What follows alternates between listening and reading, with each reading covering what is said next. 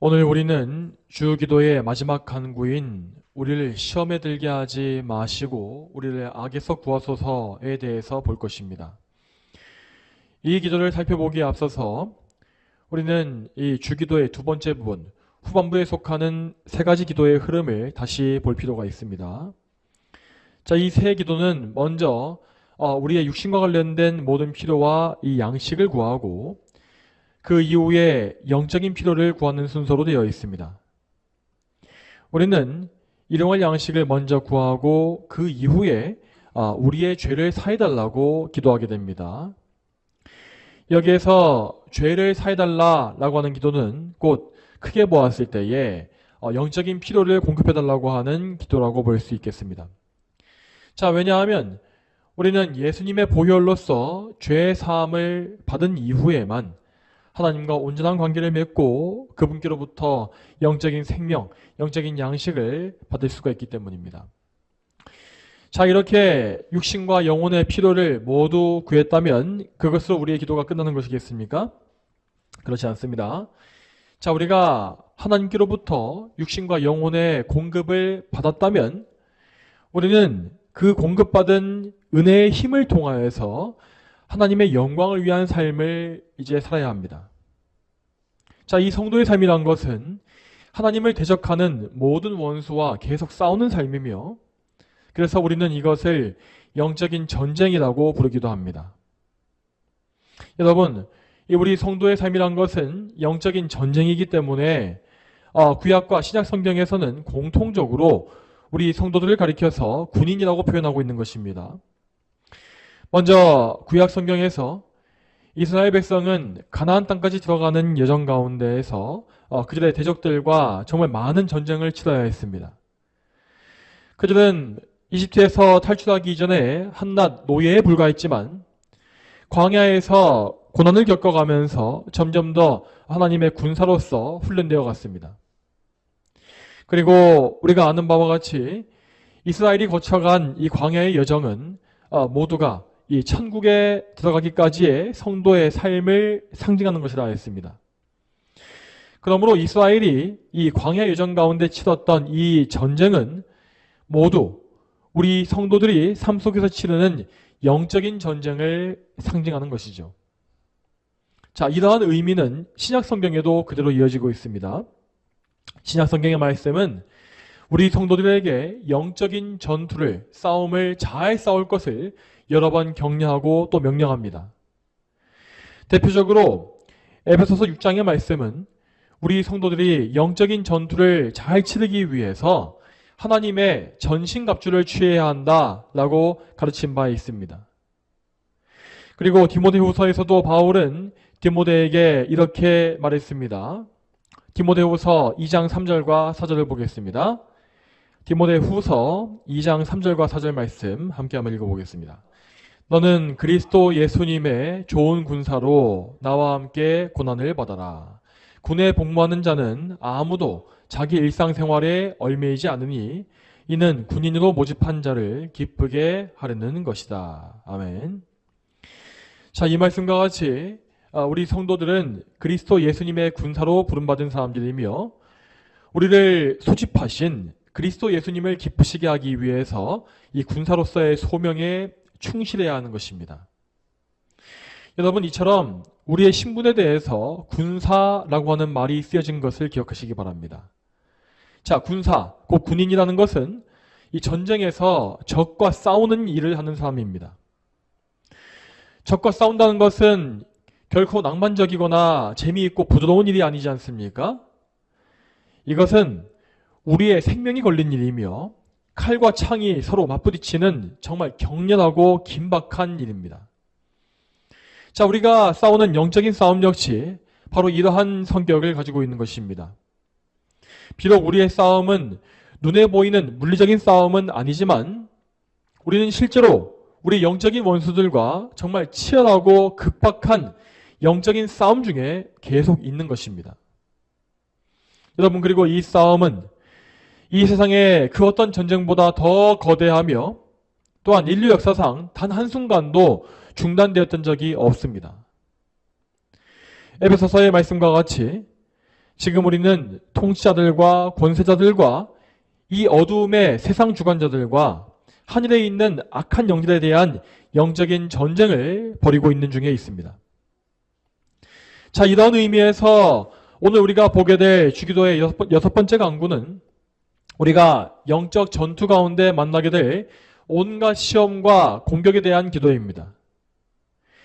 우리는 이 모든 시험을 이길 힘이 없기 때문에 반드시 하나님의 보호하심과 인도하심이 필요합니다.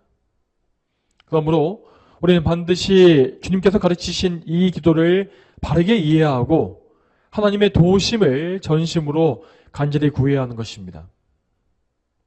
그러면 오늘 본문의 이 말씀을 하나하나 해석해 가면서 우리가 어떤 싸움을 싸워야 하는지를 잘 생각해 보겠습니다. 자, 주기도의 마지막 강구는 크게 두 가지를 구하고 있는데 그중 먼저 나오는 것은 시험에 들지 않게 해달라고 하는 기도입니다. 여러분, 여기에서 시험이란 무엇이겠습니까? 성경 속에서 시험이라고 하는 것은 크게 두 가지의 의미로 쓰여집니다. 첫 번째는 사람을 평가하기 위한 시험, 즉 테스트를 의미하고, 둘째는 죄를 짓게 하는 유혹을 가리킵니다. 먼저 사람을 평가하기 위한 시험은 하나님께서 우리에게 친히 행하시는 시험입니다. 자, 이것은 결코 우리를 넘어뜨리거나 죄짓게 만드는 시험이 아니며 하나님의 선하신 뜻에 따라서 행해지는 것입니다. 이 시험의 대표적인 사례는 아브라함이 받았던 시험이 있었습니다. 창세기 22장의 말씀을 보게 되면 하나님께서 아브라함을 시험하시려고 부르셨다라고 나와 있는 것이 있습니다. 하나님께서는 이 시험에서 아브라함의 외아들 이삭을 번제로 바치라고 명령하시죠. 또한 하나님은 광야에서 이스라엘을 시험하심으로 그들을 낮추셨다고 말씀하신 바 있습니다. 그리고 신약성경에서 요한복음 6장을 보게 되면 예수님께서 그분의 제자인 빌립을 시험하셨다고 나와 있는 것을 볼 수 있습니다. 그때 예수님은 빌립의 믿음을 시험하시어서 그가 예수님의 능력을 얼마나 신뢰하고 있는지를 보려 하셨습니다. 자, 그러면 하나님은 왜 우리에게 이러한 시험을 주시는 것이겠습니까? 사실 하나님은 우리의 모든 것을 다 아시기 때문에 굳이 우리를 시험해 보실 필요는 없습니다. 하지만 하나님은 시험을 통해서 우리의 상태를 밖으로 드러내심으로 말미암아 우리 자신을 일깨워 주시는 것입니다. 이러한 시험이 없다고 한다면 우리는 그저 우리의 본성을 따라서 나 자신을 좋게 평가할 것이며 현재 나의 믿음이 굳건하고 아무런 문제가 없다고 계속 생각할 것입니다. 그렇지만 하나님의 정확한 시험과 평가가 늦을 때에 우리는 그때서야 우리 자신의 현재 처지와 비참한 그런 상태를 알고 겸손해질 수밖에 없는 것입니다. 그러므로 우리에게는 하나님께서 주시는 선한 시험이 반드시 필요합니다. 우리는 하나님께서 우리에게 그러한 평가를 내리실 때에 그분의 뜻을 알게 해주시고 그 과정을 잘 통과하게 해달라고 기도해야 할 것입니다. 자, 그런데 이렇게 하나님께로부터 오는 이 선한 시험, 평가는 이 주기도의 강구와는 직접적인 관계가 없습니다. 자, 왜냐하면 예수님은 우리가 시험에 들지 않게 해달라고 기도할 것을 가르치시기 때문입니다. 자, 하나님께서 주시는 평가를 피하게 해달라고 기도하는 것은 말이 되지 않습니다. 그러므로 이 기도는 오직 우리를 죄짓게 만드는 악한 유혹에 대한 강구라고 볼 수 있겠습니다. 여러분, 이 죄의 유혹은 결코 하나님께로부터 오는 것이 아닙니다. 자, 이에 대해서 야고보서 말씀을 보겠습니다. 야고보서 1장 13절 말씀입니다. 누구든지 시험을 받을 때 내가 하나님께 시험을 받는다 하지 마라. 하나님께서는 악한 자들에게 시험을 받지도 않으시고 친히 아무도 시험하지 않으시기 때문이다. 아멘. 자, 이 말씀과 같이 하나님은 그 어떤 경우에도 죄를 짓게 만들고 넘어뜨리는 유혹을 주시는 법이 없습니다. 그러므로 주기도에서 언급한 이 시험은 우리의 연약한 육신으로 인해서 당하는 시험이고 또한 마귀가 우리에게 주는 시험이라고 할 수 있습니다. 여러분, 우리는 지금 연약한 육신을 입고 있으며 여전히 우리 안에 옛 사람의 죄악된 본성을 가지고 있습니다. 그렇기 때문에 우리는 이 세상에 사는 동안에 항상 죄의 유혹에 노출될 수밖에 없는 것입니다.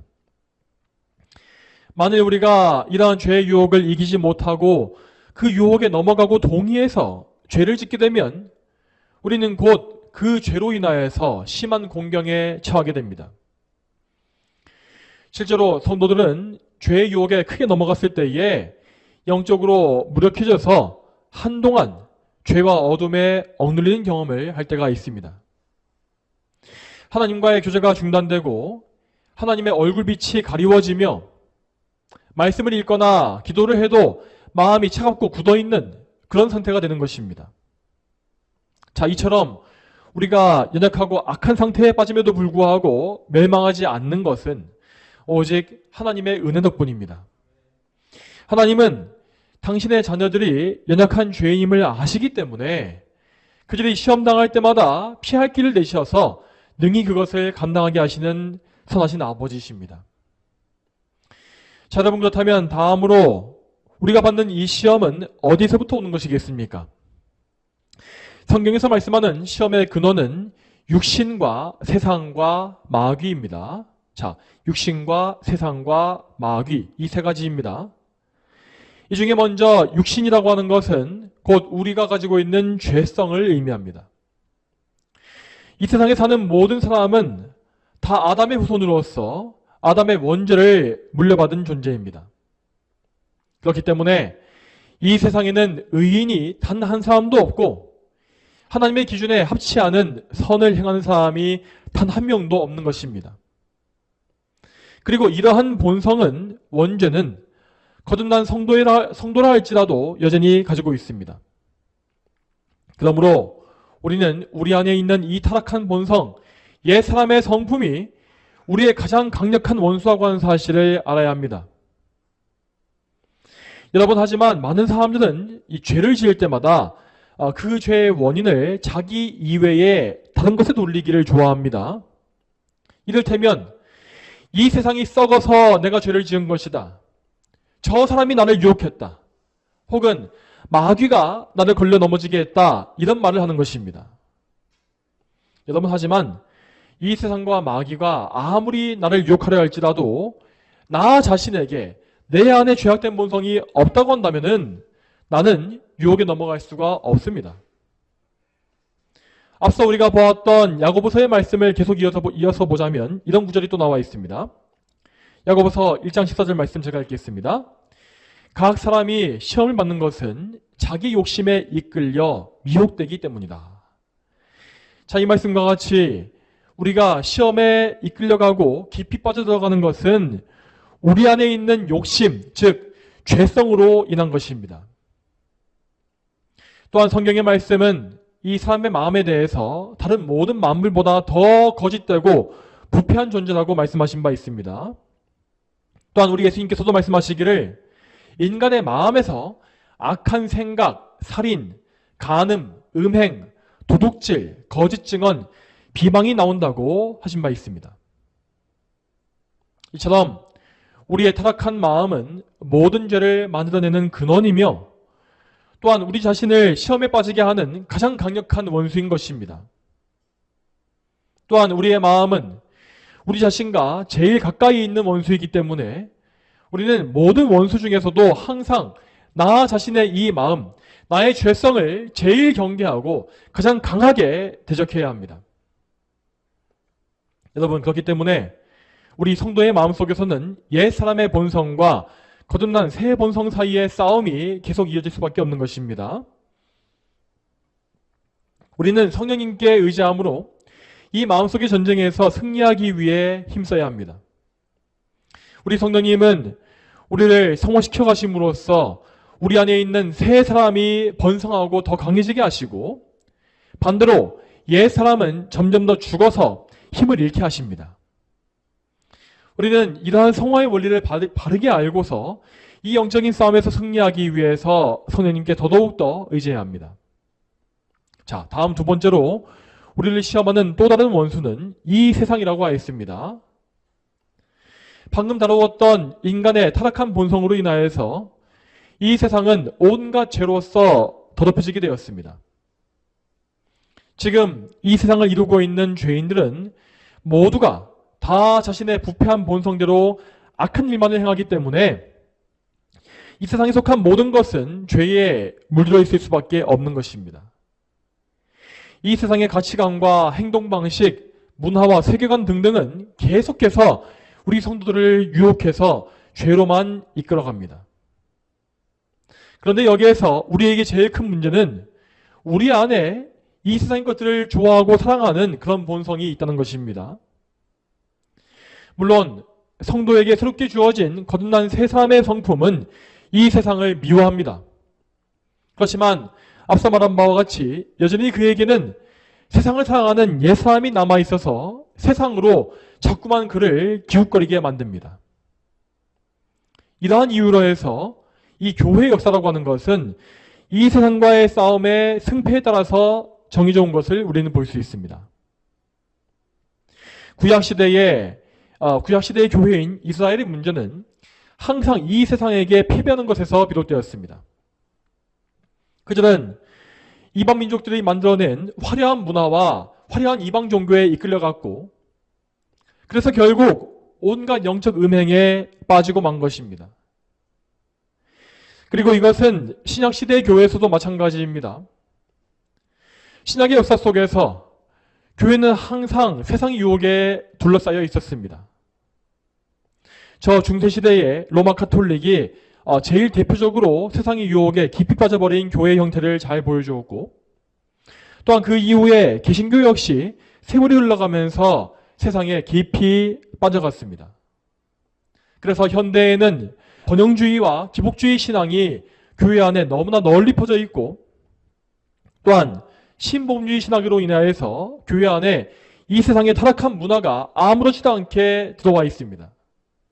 그래서 지금 현대의 교회에서는 이 세상과 하나님을 겸해서 섬기는 이러한 잘못된 신앙이 너무나 자연스럽게 인정되고 있는 것입니다. 하지만 성경은 분명히 교회와 이 세상을 엄격하게 분리하고 있습니다. 교회는 이 세상 가운데 세워져 있긴 하지만 결코 그 세상과 친교를 맺을 수 없는 것입니다. 자, 이에 대해서 또다시 야고보서 말씀을 보겠습니다. 야고보서 4장 4절 말씀입니다. 가늠하는 여자들아, 세상과 벗되는 것이 하나님과 원수가 된다는 것을 알지 못하느냐?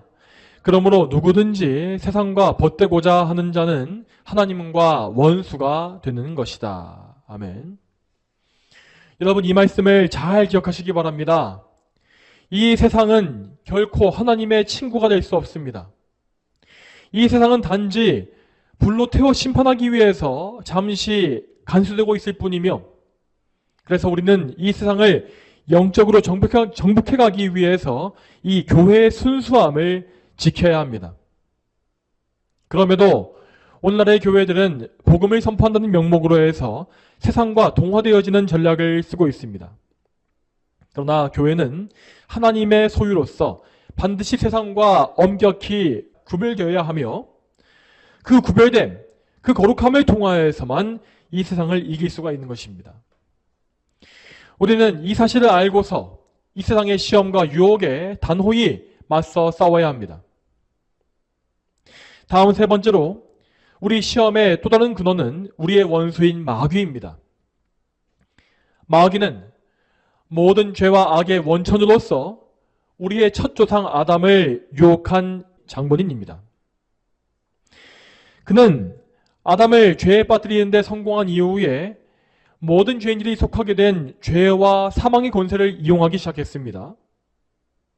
다시 말해서 죄인이 죄의 노예가 되고 또 죄의 결과인 사망에 처하게 된 이 상황을 마귀는 지금 이용하고 있는 것입니다. 모든 죄인은 하나님과 단절되어서 영적으로 죽어있는 상태가 되었기 때문에 마귀에게 지배를 당할 수밖에 없습니다. 물론 죄와 사망과 마귀는 모두 하나님의 주권 아래에 있고 하나님의 주권에 굴복할 수밖에 없는 존재이지만 마귀는 잠시 동안 이 세상에서 왕노릇하는 것을 허용받아 활동하고 있는 중인 것입니다. 자, 그러므로 우리는 이 마귀란 존재의 강력한 능력과 권세를 잘 이해해야 합니다. 마귀는 정말로 다양한 방법으로서 우리를 유혹하고 죄짓게 만들 수가 있는 그런 힘을 가지고 있습니다. 자, 그 중에서 그는 때때로 성도들에게 직접 와서 직접 시험을 걸 때가 있습니다. 그것이 무엇이겠습니까? 자, 그것은 그가 우리에게 직접 악한 생각을 넣어주거나 심지어 하나님에 대해서 모독하는 그러한 생각을 떠오르게 하는 것입니다. 이러한 생각이 스쳐갈 때에 성도는 마치 자신이 이런 생각을 만드는 것과 같이 괴로워하지만 실제로는 마귀가 그에게 이런 악독한 생각을 넣어준 것입니다. 또한 앞서 언급했던 시험의 근원인 우리의 육신과 이 세상 역시 마귀가 요긴하게 사용하는 시험의 도구입니다. 마귀는 성도들을 이 세상의 부귀와 영화를 통해서 유혹하는데 실제로 이 유혹에 넘어가서 죄를 짓고 인생이 망가져버리는 성도들이 정말 많이 있습니다.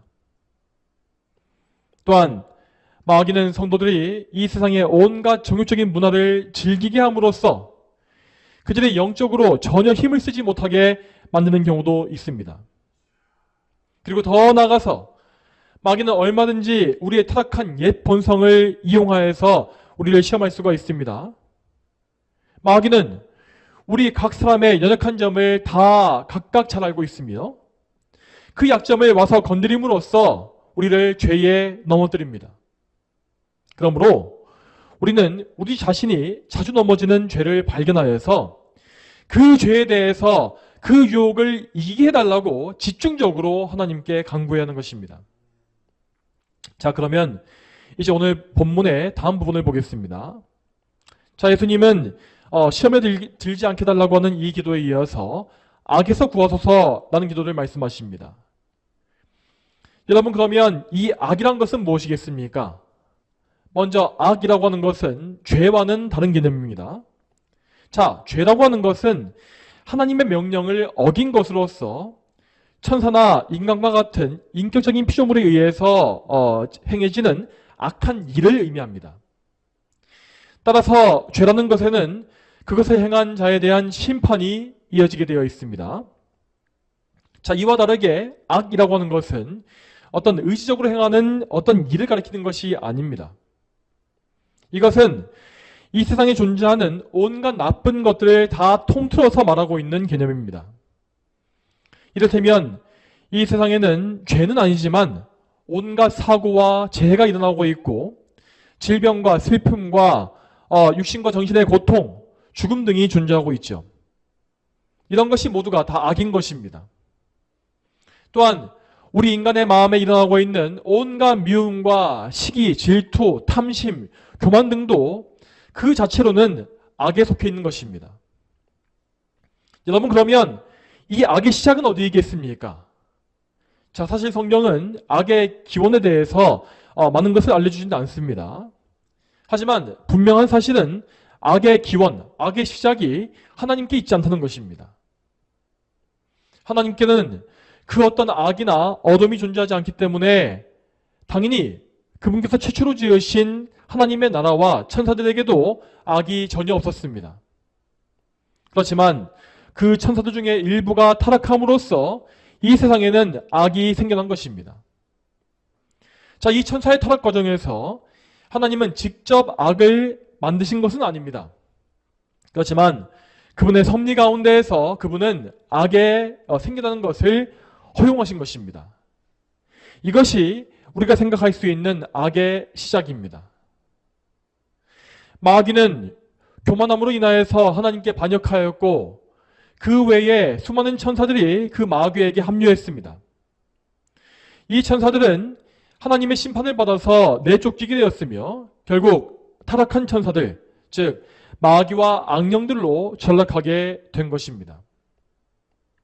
그리고 그 이후의 역사는 우리가 아는 바와 같이 인간의 타락과 범죄로 이어졌습니다.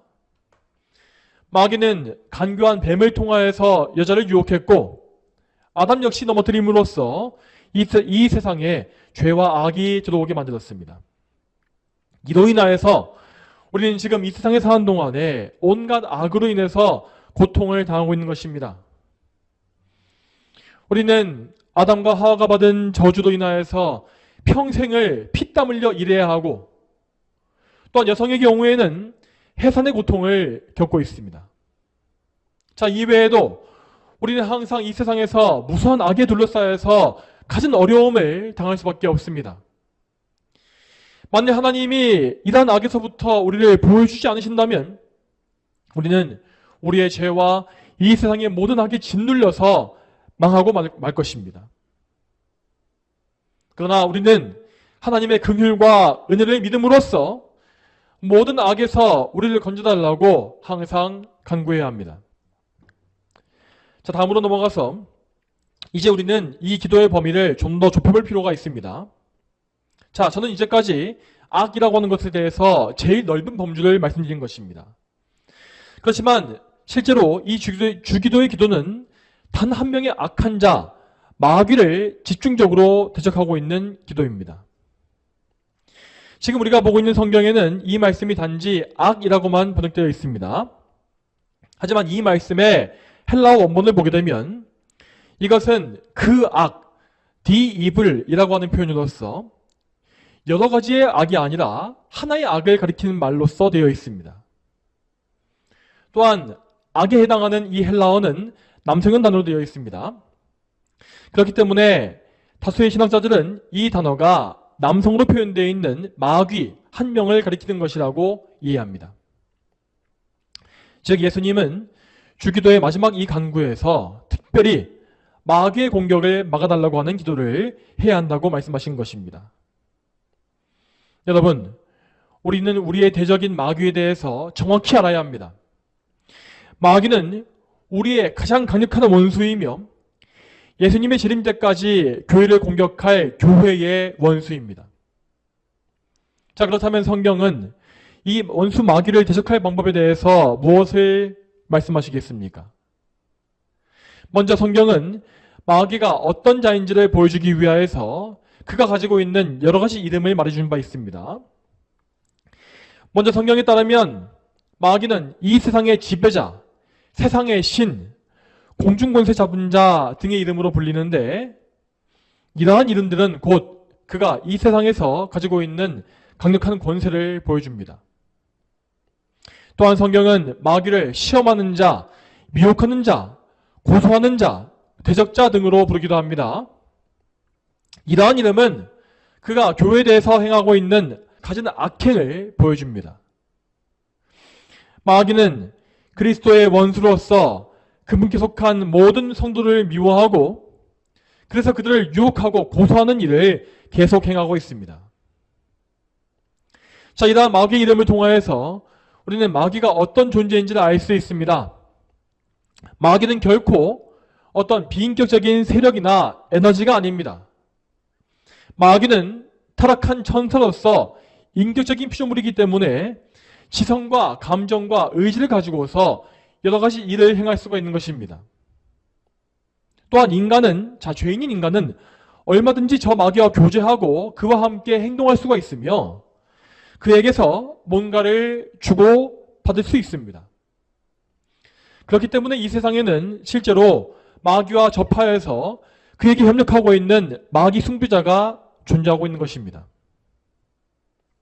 그러한 사람들은 자기가 믿고 따르고 있는 이 마귀를 하나님과 동급의 존재로 여깁니다.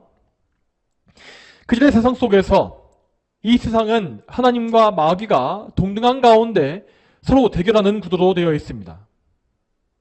그렇지만 마귀는 절대 하나님을 이길 수가 없습니다. 애초에 그는 하나님께서 창조하신 천사로서 하나님의 작은 종에 불과했습니다. 그렇지만 그는 자기의 탁월함과 아름다움 때문에 교만해져서 하나님을 반역하고 타락한 것입니다. 그러므로 마귀는 제 아무리 몸부림을 치고 사력을 다한다 할지라도 하나님의 주권 아래에 있는 작은 종에 불과합니다. 물론 그는 이 세상의 모든 사람을 다 합친 것보다 강한 권세를 가지고 있지만 그의 능력은 유한하며 항상 하나님의 주권적인 통제하에 있는 것입니다.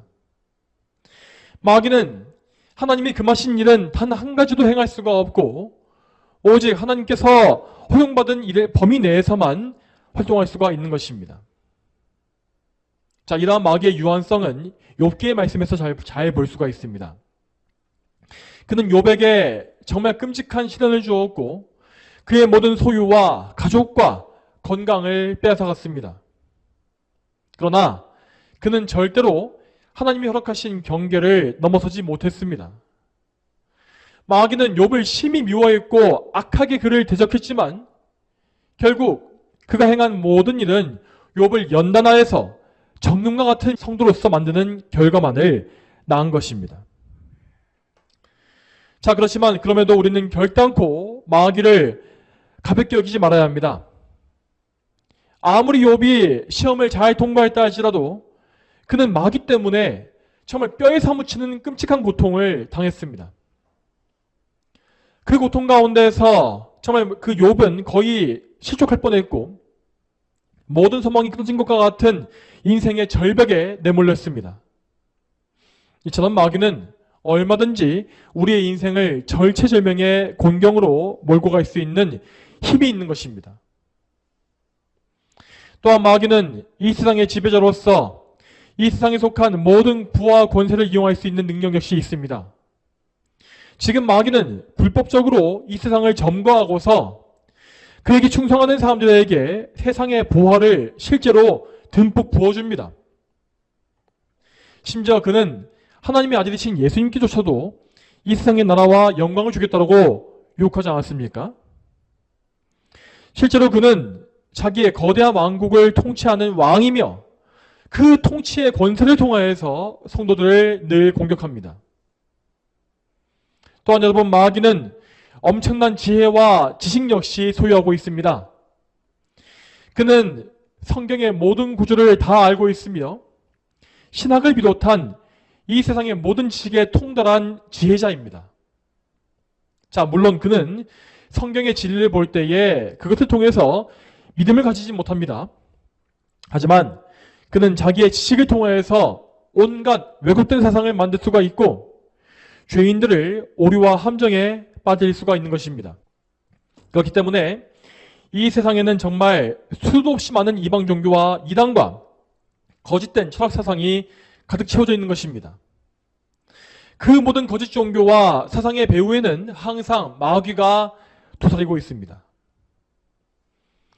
자, 여러분, 그렇다고 한다면 우리는 도대체 어떻게 해서 저 마귀를 이길 수 있겠습니까? 이번에도 우리는 결코 우리의 힘에 의지하지 말아야 합니다. 마귀는 우리를 전혀 두려워하지 않으며 우리는 결단코 그를 이길 수가 없습니다. 앞서 말한 바와 같이 오직 하나님만이 마귀를 이길 수가 있고 그를 통제하시며 다스리실 수가 있는 것입니다. 자, 그렇지만 하나님은 단지 마귀를 이기기만 하는 것이 아니라 우리에게도 그 승리를 주시기를 기뻐하십니다. 자, 이 일을 위하여서 하나님은 성자 예수님을 우리에게 보내셔서 우리의 머리로서 삼아주신 것입니다. 예수 그리스도께서는 죄 있는 우리와 똑같은 사람이 되셨고 그래서 인간이자 하나님이신 분으로서 마귀와 싸우셨습니다. 예수님은 마귀에게 억눌려서 그를 이길 수가 없는 불쌍한 우리를 대신하여서 마귀를 대적하시고 그리고 그 싸움에 승리하신 것입니다. 그래서 예수님의 전생에 특히 공생애의 3년 가운데는 항상 마귀와의 전투가 가득했습니다. 예수님은 공생애 3년의 시작서부터 해서 마귀에게 시험당하시기 위해서 광야에 들어가셨고 거기에서 마귀의 3가지 시험을 모두 이기신 바 있습니다. 그렇게 마귀를 물리치신 이후에 예수님은 계속해서 악령을 내쫓는 사역을 하셨고 또한 마귀의 하수인인 바리새인과 대제사장들을 능히 대적해 이기셨습니다. 그리고 무엇보다 예수님은 십자가에 달려 돌아가심으로써 마귀의 일을 완전히 멸하셨습니다. 자, 마귀의 입장에서 그는 가룟 유다와 유대인들을 이용해서 예수님을 죽인 것이었습니다. 자, 마침내 예수님을 십자가에 못 박았을 때에 마귀는 메시아를 제거하기 위한 자기의 계획이 마침내 이루어졌다고 생각했을 것입니다. 그렇지만 예수님은 그 참혹하고 비참한 십자가를 통해서 오히려 마귀를 크게 짓밟아 이기셨습니다. 십자가의 사건은 창세 때에 아담과 하와에게 주어졌던 메시아의 예언이 성취된 순간이었습니다. 예수님은 십자가에 달리심으로써 발꿈치에 상처를 입으셨지만 그 싸움을 통하여서 뱀의 머리를 상하게 하신 것입니다. 뱀의 머리가 상했다고 하는 것은 곧 마귀가 엄청난 타격을 입은 것을 의미합니다. 자, 왜냐하면 예수님께서는 십자가를 통하여서 마귀가 이용해왔던 권세를 파괴하셨기 때문입니다. 앞에서 언급한 바와 같이 마귀는 죄와 사망, 이 두 권세를 악용하여서 죄인들을 얽어매고 있습니다. 그러나 예수님은 이 모든 권세를 이기심으로 우리에게 자유를 주셨습니다. 먼저 예수님은 그분의 보배로운 피를 흘려주심으로 우리의 모든 죄를 용서해 주셨고, 또한 하나님께 순종하심으로써 완전한 의를 이루셨습니다. 이 속죄와 의를 통하여 예수님은 우리에게 임했던 하나님의 진노를 잠재우시고 그분의 공의를 만족해 하신 것입니다. 이처럼 예수님은 우리를 모든 진노와 저주와 심판에서 건져주셨습니다. 당연히 이제 마귀는 우리를 죄로 얽어맬 수가 없고 하나님께로부터 뺏어갈 수가 없습니다. 그리스도의 보혈과 의로 말미암아 마귀는 이제 우리의 털끝 하나도 상할 수가 없는 것입니다. 또한 예수님은 사망의 권세를 이기심으로써 마귀를 굴복시키셨습니다. 자, 사망은 죄에 대한 결과로서 주어진 것으로서 모든 죄인에게 동일하게 주어진 저주입니다. 그렇지만 우리의 머리이신 예수님은 우리가 당할 이 사망의 저주를 대신 담당하심으로 우리를 대신하여 죽음의 형벌을 받으신 것입니다. 그러나 예수님은 우리의 죄를 정말 다 처리하셨고 또한 하나님의 뜻에도 온전히 순종하셨기 때문에 더 이상 죽음에 매여 계실 필요가 없었습니다. 다시 말해서 그분은 더 이상 형벌을 받으실 필요가 없었던 것입니다. 그러므로 하나님은 예수 그리스도를 부활시키심으로 그분이 이루신 의를 확실히 증명하셨습니다. 예수님은 정말로 우리의 모든 죄를 사하셨고 우리에게 필요한 의를 완성하신 것입니다. 자, 이에 대해서 말씀을 찾아보겠습니다. 고린도전서 15장 55절부터 57절입니다. 사망아 너의 승리가 어디 있느냐? 사망아 너의 쏘는 것이 어디 있느냐? 사망에 쏘는 것은 죄요 죄의 권능은 율법이다. 그러나 우리 주 예수 그리스도로 말미암아 우리에게 승리를 주시는 하나님께 감사드린다. 아멘. 이 말씀과 같이 예수님은 사망에 쏘는 것인 죄를 처리하시고 또한 율법의 요구를 만족시키셨습니다. 그러므로 이제 그리스도를 믿는 자에게는 더 이상 사망이 왕노릇하지 못하는 것입니다. 자, 이 사실은 마귀의 완전한 패배를 의미합니다. 이제 하나님께서 선택하신 백성들에 대해서 마귀는 자기의 모든 고난을 잃어버리고 완전히 무너지게 되었습니다. 그러므로 우리는 승리하신 예수님을 믿음으로 말미암아 그분에게 연합되어진 자들이 되어야 하는 것입니다. 예수님을 신뢰하는 사람은 그분의 승리에도 연합할 것이고 또한 장차 그분과 함께 영원한 영광에도 연합할 것입니다. 자, 여러분, 그렇지만 우리의 최후 승리는 아직 온 것이 아닙니다. 하나님은 우리가 최후의 멸류관을 얻기까지 이 세상에서 살아갈 기간을 정해놓으셨습니다. 그리고 우리는 그 정해진 기간 동안에 그리스도 안에서 성령님과 동행하면서 영적인 전투를 항상 싸워야 하는 것입니다. 자, 이 싸움에 대해서 성경은 우리가 하나님의 전신갑주를 취해야 한다고 말한 바 있습니다. 자, 이에 대해서 에베소서 말씀을 찾아놓으신 상태에서 말씀을 들으시기 바랍니다. 에베소서 6장 13절 이하의 말씀을 찾아보시기 바랍니다. 자, 우리는 이 마귀의 술책에 대항하고 믿음으로 굳게 서기 위하여서 이 영적인 전신갑주를 반드시 취해야 합니다. 자, 이에 대해서 한번 보게 되면 우리는 그리스도를 믿음으로 그분의 의에 의지하고 죄에서의 자유를 누려야 하며 또한 그리스도의 복음을 세상에 선포하는 사람들이 되어야 합니다. 특히 오늘 이 말씀과 가장 깊이 관련되어 있는 부분은 이 말씀의 18절에 있습니다. 이에 대해서 에베소서 6장 18절 말씀을 같이 읽어보겠습니다. 모든 기도와 간구로 항상 성령 안에서 기도하고 이를 위하여 모든 인내와 성도를 위한 간구로 깨어 있어라. 아멘. 성도 여러분, 우리는 이 말씀과 같이 항상 기도로 깨어서 악한 자를 대적해야 합니다. 기도가 없다면 우리는 절대 마귀를 대항할 수 없습니다. 우리의 기도는 곧 마귀를 이기신 그리스도께 의지하는 것이며 또한 간절하고 깊은 기도는 우리를 그리스도께 더욱더 밀착하게 만듭니다. 따라서 우리는 기도를 통해서만 우리 구주 예수님을 더욱더 굳게 붙잡을 수 있는 것이고 또한 기도를 통해서만 마귀를 강하게 대적할 수가 있다는 것입니다. 또한 마지막으로 우리는 항상 기도 가운데에서 우리의 형제들 역시 기억해야 합니다. 오늘 이 기도에서도 예수님은 또다시 우리를 시험과 악에서 구달라고 말씀하고 계십니다. 이 말씀과 같이 우리는 항상 우리와 한 몸을 이루고 있는 우리의 형제를 위해서 간절히 간구해야 하는 것입니다.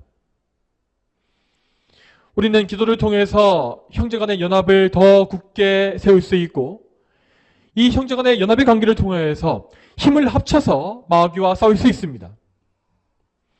우리 주 예수님은 이러한 기도의 연합을 여기에서 우리에게 명하시는 것입니다. 그러므로 우리는 기도를 통하여서 그리스도의 일에 함께 동참하며 또한 더 나아가 전 세계의 형제들과 함께 영적 전쟁을 수행할 수가 있습니다. 사랑하는 성도 여러분, 지금 이 세상은 말세로 나아가면서 점점 더 악이 가득 채워지고 있습니다. 우리는 이 악한 세상에서 은혜를 얻고 승리하기 위하여서 오늘 이 기도가 반드시 필요한 것입니다.